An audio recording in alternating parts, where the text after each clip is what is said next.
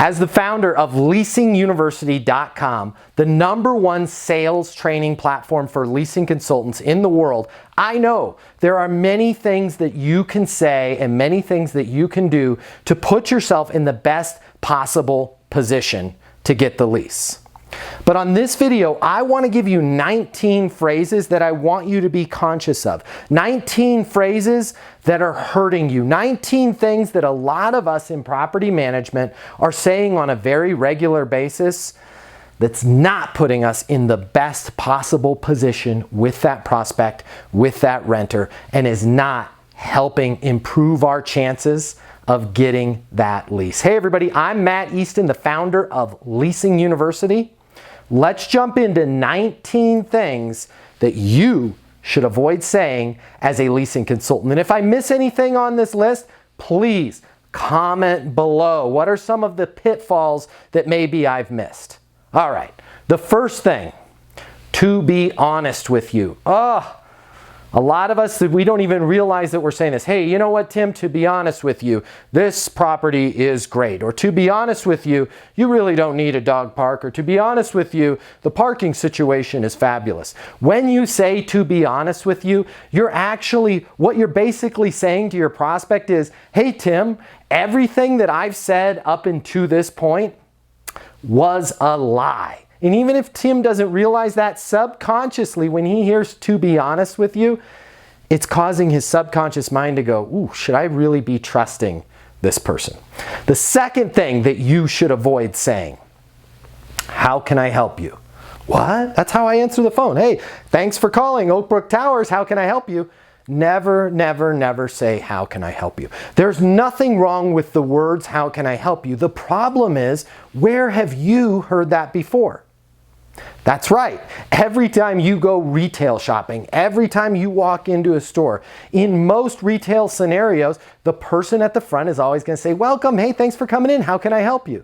And you are classically conditioned to go, I'm just looking, I don't need any help. When you say, how can I help you to your prospects, or how can I help you to your residents, two things happen. One, subconsciously, they're having that defensive kind of Heisman Trophy thing going on where they're, hey, get away, salesperson. Number two, they're also going to be less likely to be open and honest with you, because think about the words that you're saying. How can I help you? If you are offering to help me, subconsciously my mind is going to be saying, okay, well, what do I owe you in return? That's why we always say, I'm just looking. I'm just going to let you know right now, you might not even know why you're saying it. The reason why when you walk into a retail store and somebody says, how can I help you? And you say, I'm just looking, it's because the choice of their words. If you help me, well, then I'm going to feel obligated to buy something from the store. And I don't want to feel obligated, therefore I'm going to reject your request for help. It's much better to say, what can I get you information on? Much, much better choice of words. All right, the third thing, and this goes along with, to be honest with you, trust me. Trust me. You're going to love it. Trust me. As soon as you use the words trust me, that person's not going to trust you. If you want to sound like a used car salesman or one of those ambulance chasing attorneys, just go ahead and use the word trust me a lot. If you're a professional, if you've been trained on the Leasing University system, you know how to treat your prospects with respect. You know how to determine their wants and needs. You're a professional. They're naturally going to trust you. You don't have to say trust me. It's counterproductive. It's actually going to make them trust you less. Number 4, hope. Oh, I really hope you're going to like this apartment. Oh, I can't wait to show you the pool. I really hope you like it.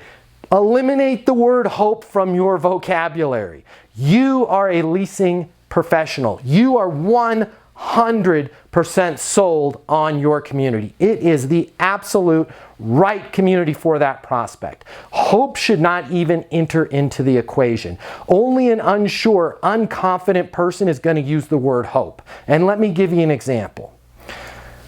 You're going to get on an airplane tomorrow morning, and the pilot looks over and says, boy, I hope this is going to be a great flight. You know?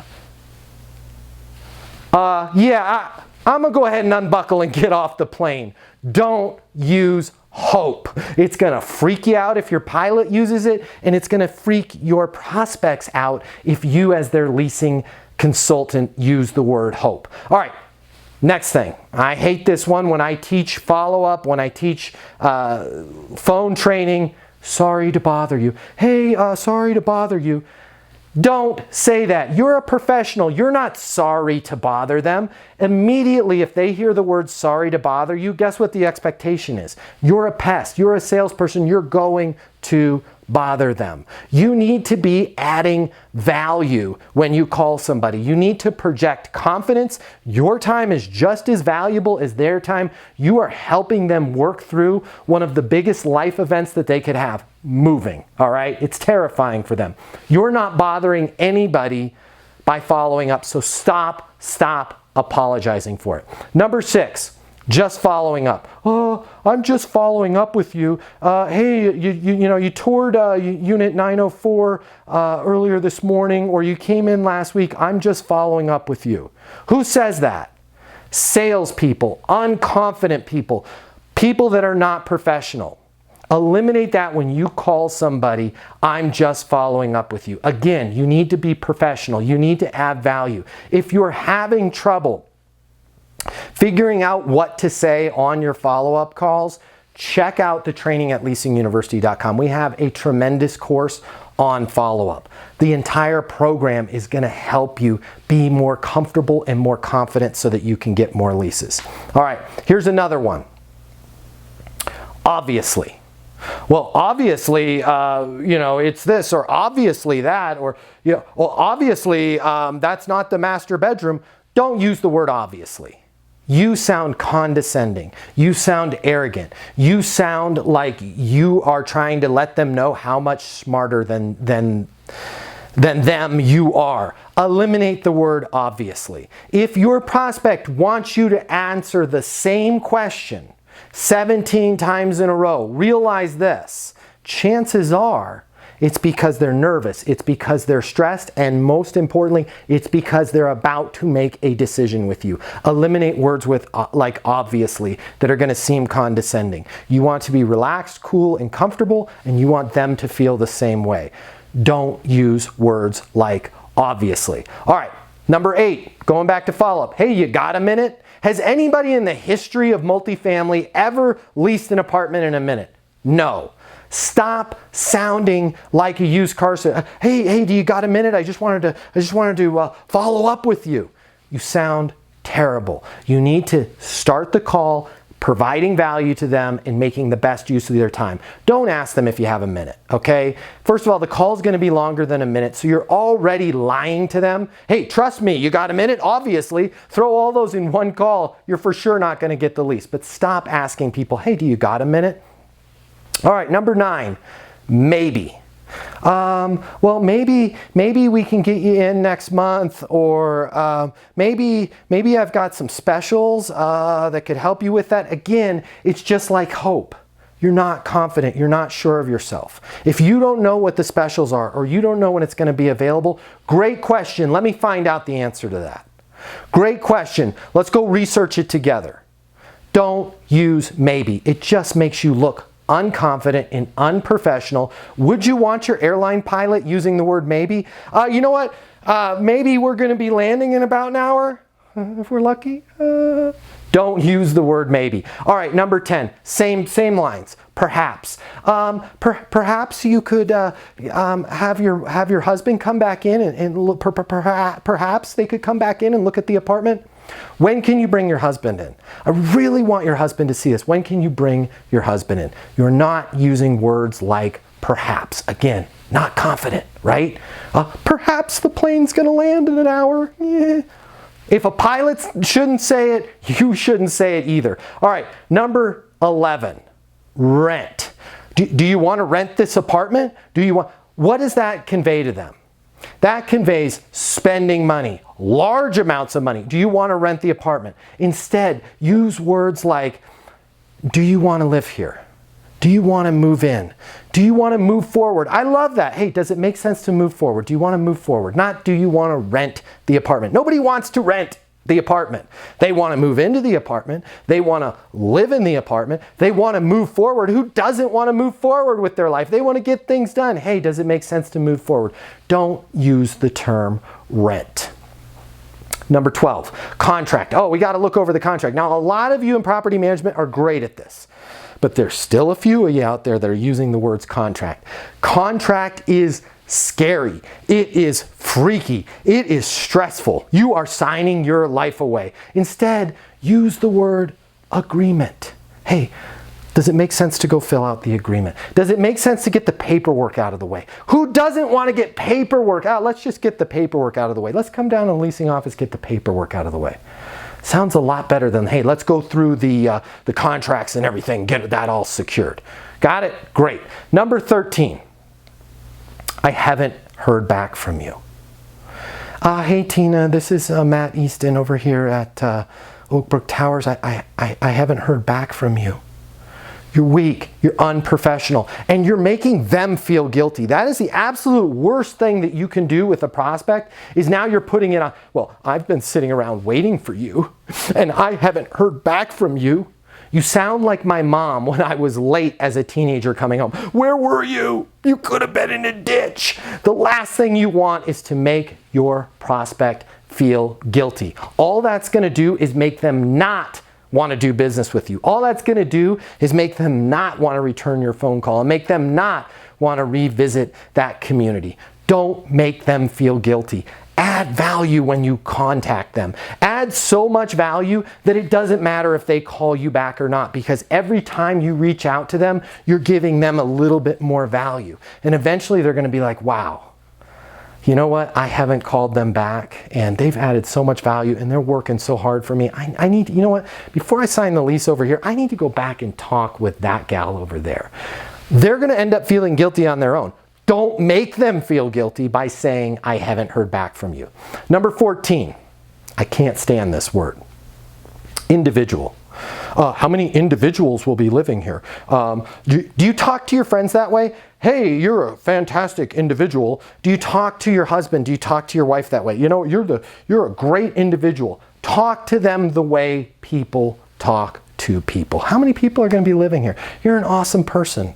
What kind of person are you? You know, use the word people, person, friends, whatever. Don't use the word individual. It's cold. It's institutional. It makes them feel like you don't care. And chances are, if you're using words like individual in your vocabulary, you might not care as much as you should. So we can work on that in other videos. Let me know if you need help on caring more about your job. I can give you some tips there. Number 15, we're better than blank. Listen, of course you'd say that.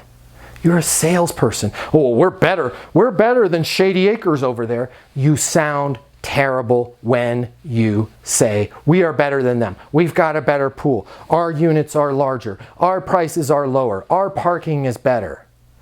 A confident professional doesn't even bring up the competition. And when the competition is spoken, what I like to coach my people on, hey, I'm sure they're a great property. If they really start hammering you on, well, you know, they've got this and you don't have that, simply follow up with, do you mind if I ask you a question? Why haven't you signed a lease there? Well, because they don't have anything available, or because it's $4,700 a month, or because the property is actually under construction and it's not even going to be built for a year. Why haven't you signed a lease there? Be confident in your product. Be confident in your offering. And confidence does not mean that you talk smack about your competition. Confidence means you are so invested in your community and you believe 100% in your heart of hearts that this is the right option for your renter, and they're going to figure it out all by themselves. Do not say you are better. Number 16, discount. If I could get you a discount, or if I could get you this special, be careful. And I know we like to use the word special, but be careful with words like discount and special, because you're going to simultaneously devalue everything that you've built up until this point when you use the word discount. Suddenly, all the value that they've had in their mind, they're like, well, maybe it's not worth that much. because they have to give away specials or they have to give away discounts. So, you know, I was thinking this place was pretty good. But obviously, I'm the only one that thinks that because they've got to discount the price. Eliminate discount completely and be very cautious about how you use the word special.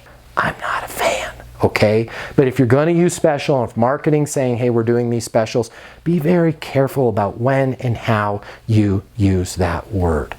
Number 17, without a doubt, gone from your vocabulary, throw it down, stamp it out, cheaper. We're cheaper than them. We're cheaper than this. A lot of my affordable folks out there, you think that you need to project and you need to sell differently because you're an affordable community. I'm sorry, with all due respect, as your friend in Leasing in Life, you are absolutely wrong. All of the things that we teach at Leasing University and all of the tips that I'm giving you for free on these videos on the YouTube channel, and by the way, subscribe to the YouTube channel if you get a chance.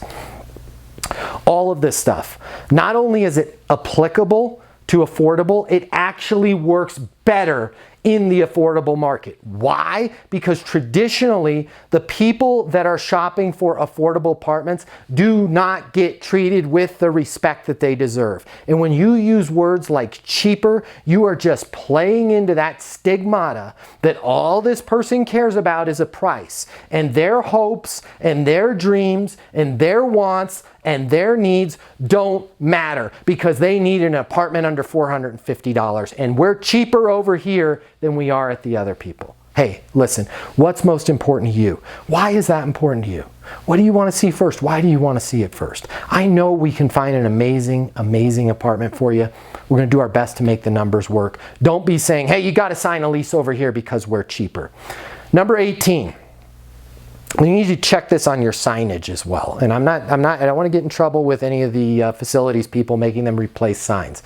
The word forbidden, I can't stand that word. Swimming is forbidden after 10 p.m. or, you're forbidden from parking 1 or 2 cars. All that makes your prospect feel like is they are about to sign a lease at a prison. So don't use words like forbidden. And I know, I get it. I'm with you. I feel your pain. There are certain policies that are constantly being violated at the property. Don't take your frustrations out on your future resident by letting them know what's forbidden, okay? You want to be positive. You want to be optimistic. I'm not saying tell them they can, listen, the pool is closed after 10 p.m. is a lot easier way of saying swimming after 10 p.m. is forbidden. Having more than 1 car in the parking lot is forbidden. Be careful with that word. Eliminate it. I want you to go through and look at your signage and see if there's a better way to do the signage. But for sure, if you're going to leave the sign, for sure, be careful about how you talk to your prospects. They're already scared. They're already under a lot of pressure. Which brings me to the last one, number 19. You've gone through the Leasing University closing system. You've got them in the leasing office. You're finalizing all the final application, all the final paperwork, not contract. You're doing all the final paperwork. You're getting the paperwork out of the way. Mike, I just need your signature here, here, and here. Or I just need you, I'm going to slide over this iPad. I just need you to sign here, here, here. You're giving them the feeling that they're entering into something that's scary, and they're already scared, okay? If you've ever had people bail out, which we've all had, if you've worked in the industry for any amount of time, you've had people bail out in the middle of the application process. It's because they freak out. They're going to tell you, oh, I forgot about one thing, or I need to measure this, or I need to measure that, or you know what, I got to have my friend look at the apartment. It's because they're freaking out. Don't use the word sign and signature. I just need your approval right here. I just need your approval here. That's showing them that they're in a position of power. That's making them feel a lot comfortable. It's much easier for me to approve something than it is for me to sign something. Same outcome. They're still going to write their name down. I just need your approval here, here, and here. That's 19 things. We could probably keep the video going a lot longer. I'm going to pass the torch over to you. What did I miss? What are some of the things that leasing consultants say that can help prevent them from getting the lease. Please, please comment below. And like I said before, if you work even in the zip code of property management, please subscribe to this channel. I'm going to be feeding you awesome tips that are going to help make your life easier. And please check us out over at leasinguniversity.com. It's the #1 sales training in the world for property managers, for leasing agents, for leasing consultants. Leasinguniversity.com. Check it out, and you can always reach my office at 888-735-7451. If you want me to get on a plane and come and train you and your people, I am more than happy. It would be my honor to do so. I've trained thousands of leasing consultants, and every one of them, their job has gotten a lot easier from that training. In fact, hundreds of them have left positive testimonials over at leasinguniversity.com, so you can check that out over there if you're at all unsure of whether or not you want to have me come out and train your people. On that note, until the next video, my name's Matt Easton. Be great and get those leases. The way people rent apartments has changed. Today's renter has access to more information. Today's renter has more choices. The apartment industry needs you. Studies have shown that moving is the most stressful life event. The old sales training, well, it just doesn't work today. I'd like to teach you how to take the stress out of leasing apartments in a way that's meaningful to you and your renters and get you 7 times more leases. I'll show you how the perfect leasing process works. I'm going to walk you through everything from answering the phone to closing the lease. I'm going to show you how to determine your prospects' wants and their needs so that you can build value in your apartments. You will learn how to handle any objection or complaint. I'm going to show you how to connect with your renter so it's easy for them to rent with you. I've taught the best property management companies and thousands of people just like you how to lease apartments. Property management is complicated. I'll simplify it for you. There's more competition than ever before. I'm gonna show you how to be #1. All of a sudden, your career, it's gonna make perfect sense. Even if you've never worked in sales or property management before. And for the advanced property manager, I'm gonna show you how to take things to the next level. Leasing University is a new, simple, step-by-step process that's effective. We're gonna help you become a rock star in property management. I'm Matt Easton, and this is Leasing University.